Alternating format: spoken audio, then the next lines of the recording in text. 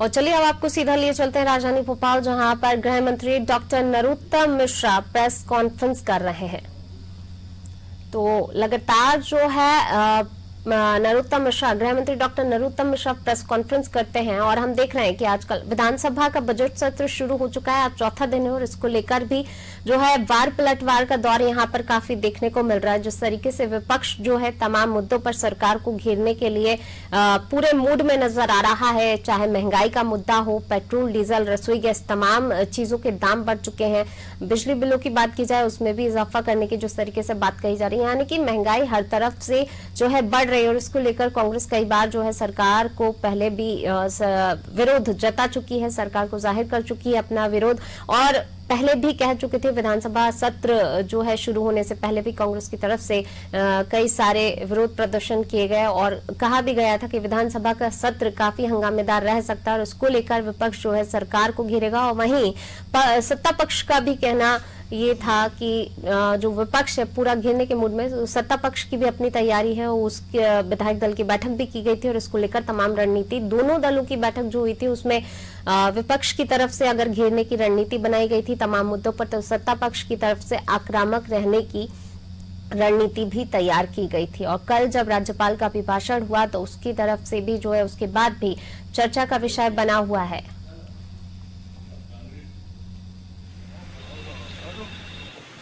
दरअसल इससे कांग्रेस का दोहरा चरित्र समझ में आता है।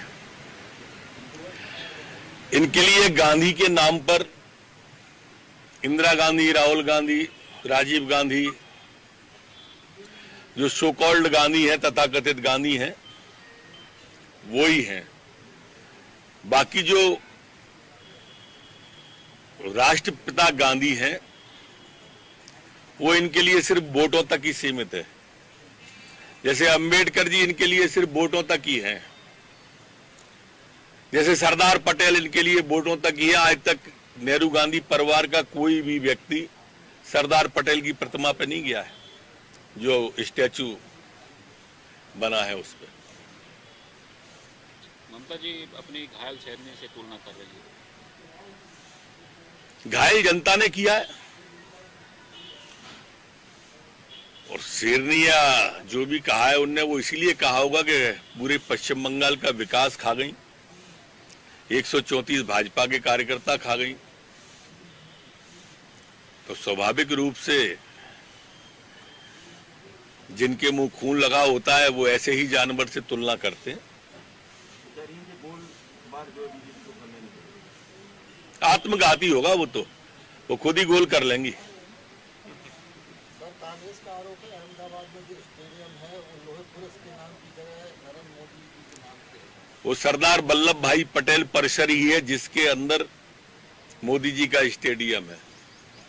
मोदी जी ने प्रारंभ से ही अपने आप को सरदार पटेल में समाहित किया हुआ है, इसलिए उस परिसर के साथ ही उसका उद्देश्य भी समझ में आता है कि मोदी जी और पटेल एक ही हैं। कोरोना के लिए जो महाराष्ट्र में जो सीमावर्ती जिले हैं, अमरावती हो गया, अकोला हो गया, यवतमाल हो गया, वहाँ पे कोरोना का बड़ा भयंकर प्रकोप हुआ है। तो क्या मध्य प्रदेश की सीमाएं सील करने की कुछ योजना है? बालाघाट मध्य प्रदेश की सीमाओं पर अलर्ट कर दिया है। 12 जिले हमारे ऐसे हैं जहां हमने अलर्ट किया है। थर्मल स्क्रीनिंग आने जाने को देखा जा रहा है। जहां तक सवाल नाइट लॉकडाउन का है, जनता को उसके प्रति आगाह और अलर्ट करने के दृष्टि से ऐसा तय किया है कि कल होने वाली बैठक में नाइट कर्फ्यू पर हम विचार करेंगे। खासकर भोपाल और इंदौर जैसे शहर जो हैं, जहां पहले कोरोना ने बड़ी संख्या में दस्तक दी थी, और जो बॉर्डर के जिले हैं वहां कल तय होगा। क्राइसिस मैनेजमेंट कमेटी की बैठकों में इस बारे में जो राय आएगी प्रदेश को, उसके बाद तय कर देंगे कल। और मास्क के लिए जो 10 घंटे का आपने सजा का जो प्रावधान रखा है, ये परिसर में जो विधायक मास्क नहीं लगाते हैं क्या उनके लिए भी लागू होगा या सिर्फ जनता के लिए रहेगा? जब नियम कोई कानून बनता है तो वो सबके लिए समान होता है। कानून किसी व्यक्ति को देख के नहीं बनाया जाता है। हमारे लिए माननीय हो या जन हो, हमारे लिए सभी माननीय है, आम जनता भी सम्माननीय है और सभी के स्वास्थ्य का ध्यान मध्य प्रदेश की सरकार रखती है। एकमात्र मध्य प्रदेश की सरकार ऐसी सरकार है हिंदुस्तान में जिसने शासकीय के साथ साथ प्राइवेट चिकित्सालय भी जनता के लिए खोल के रखे दरवाजे और प्राइवेट चिकित्सालय में मतलब फ्री फॉर ऑल कर दिया था, लेकिन जनता की प्राथमिकता पहले रखी थी। दिग्विजय सिंह कल फिर गए थे बैलेट पेपर चुनाव कराने के लिए। अब कांग्रेस पार्टी पे भरोसा नहीं रहा, जैसे जैसे उनका भरोसा जनता का उनमें घट रहा है, उनका ईवीएम में घट रहा है। जहां जीत जाते हैं वहां मौन हो जाते हैं, जहां हार जाते हैं वहां ईवीएम खराब है।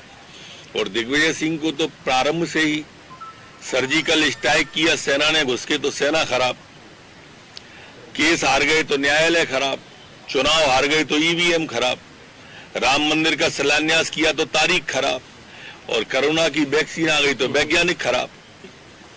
नगर निगम भोपाल ने एमपीवी का पैसा करोड़ों रुपए का भुगतान नहीं किया, तो कल एमपीवी ने नोटिस दिया है कि हम सप्लाई बंद। दो विभागों के बीच चलने वाली प्रक्रिया है, इसमें ऐसा कुछ नहीं है। उन्होंने नोटिस दिया है, ये भर देंगे। लाइट अगर नहीं भरा और लाइट कट गई तो भोपाल की जनता तो परेशान हो गई। नहीं, जनता को परेशान नहीं होने देंगे, आप उससे निश्चिंत रहो। ये बात आप नहीं पूछ पाओगे कि जनता परेशान हो गई।